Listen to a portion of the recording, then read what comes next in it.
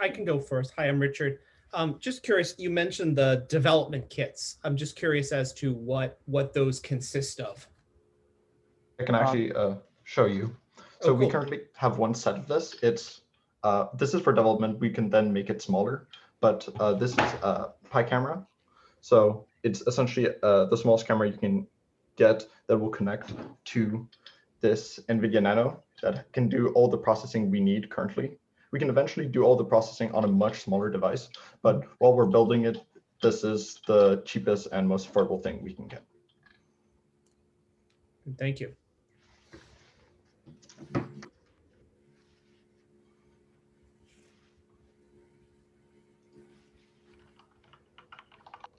So how?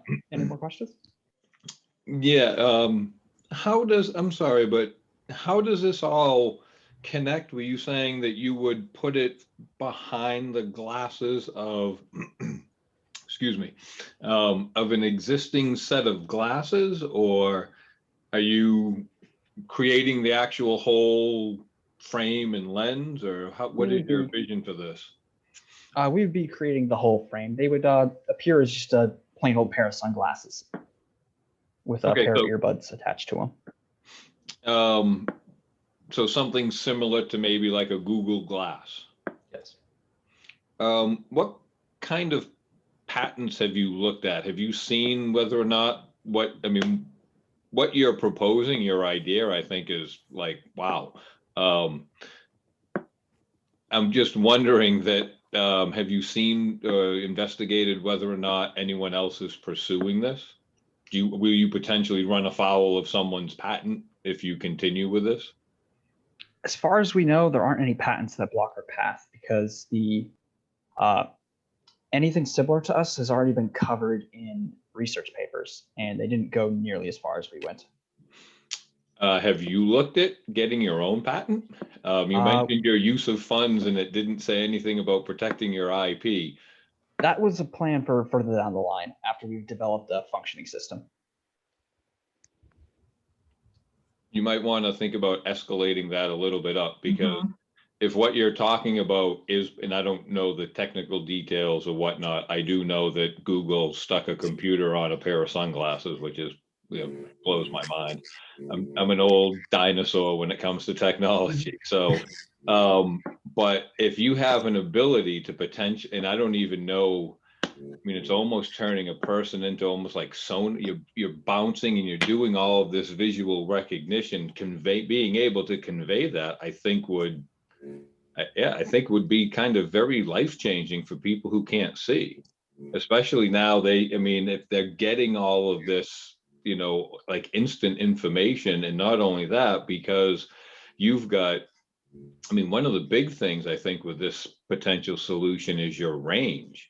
When you think about like canes and stuff, you get a limited 6 foot, 8, probably 6 foot range with visual awareness. And like, this is kind of mirroring the self-driving cars with this. You can provide feedback to the wearer of things that are outside of its normal range or its normal environment, which is probably a 6 or an 8 foot radius circle. Have you looked at any, is that some of the thinking that you're thinking about pursuing? Precisely. Yeah, you probably really want to get this one. Have an attorney look at this one. I would agree with Andrew to build into your proposal to do a patent search, or at least begin as fast as possible to get patent protection. You're not only looking at a product for people who are visually impaired, but you're looking at a product that aging people will need, with macular degeneration, lower visibility. And that's where you get at this, 3.2 million people who right now can't correct their vision. This is a huge market. We're looking at, as you know, 60 plus million. There are 60 billion people. A billion people on the planet will be over the age of 60 by 2030. So you have this enormous market if you can do this. So we're obviously excited about it because if you look at all of us, we're getting close to those ages, right? So this is great. I was sitting here thinking, would I wear that when you said sunglasses? It's like, oh yeah, that would be pretty cool, as an older woman trying to navigate around my home and not bumping into things. So it's very exciting. Good for you. I don't have questions other than I think it's fabulous, and I would really start looking at protecting your work as soon as you can. One of the things that I'm questioning is you mentioned the FDA approval. I don't know, Andrew. I don't know if this is an FDA approved device or not. I'm thinking that because it's not a medical device. I mean, I'm not an expert in FDA, but I've been involved in biotech for a long time. It doesn't feel like an FDA device. And your point about IP, I'm like, maybe spend those cycles focused on IP versus FDA.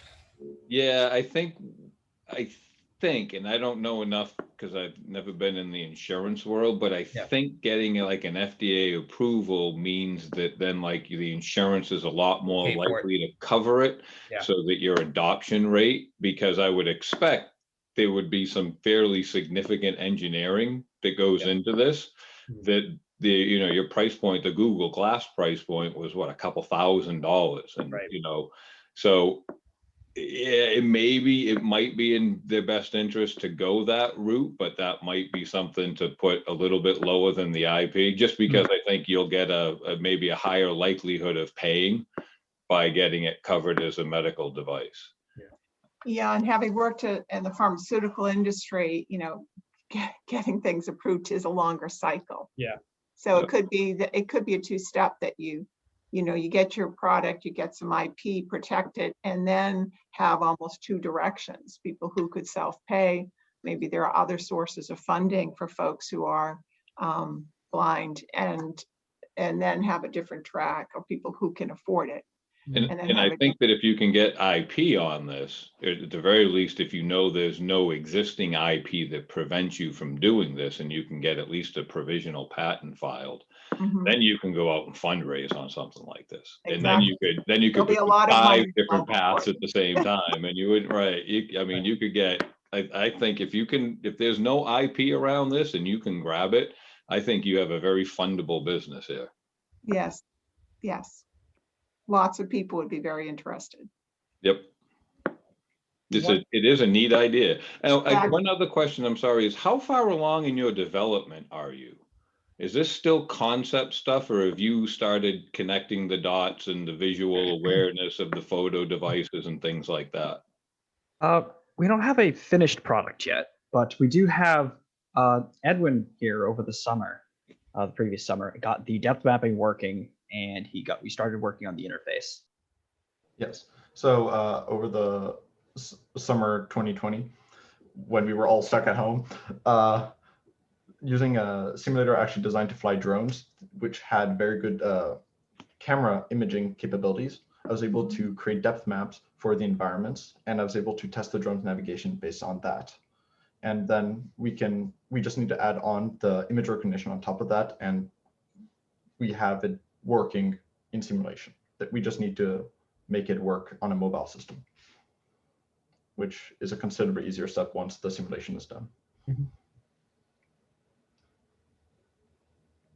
think one final question I have, guys, and is on the price point you had mentioned the cost you think will be between $200 and $400.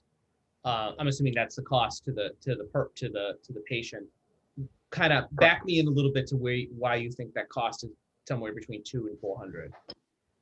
Our goal was to make this as affordable as possible, and the price, a complete solution that does the depth mapping portion of this is Intel sells these small camera modules. Edwin has one. Do you happen to have it on you right now? Yes. So there's actually 2 possible solutions for different price points. So the cheapest price point would be using 2 pi cameras, like I showed before. But for slightly more money, we can use the Intel RealSense camera, which is basically 2 cameras with all the pre-processing for depth mapping already done.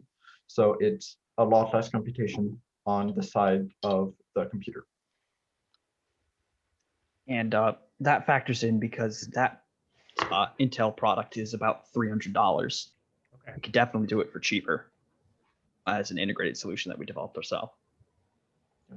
Well, one of these is just $20. Got it. Thank you. Super helpful. Thank you very much. Great work and great presentation. Great idea with a lot of potential. So we'll ask you to leave the room so the judges can deliberate and do the scoring, but we're looking forward to how your idea will unfold. Okay. Thank you. Take care. Have a nice afternoon. Thank you. Thank you for meeting with us.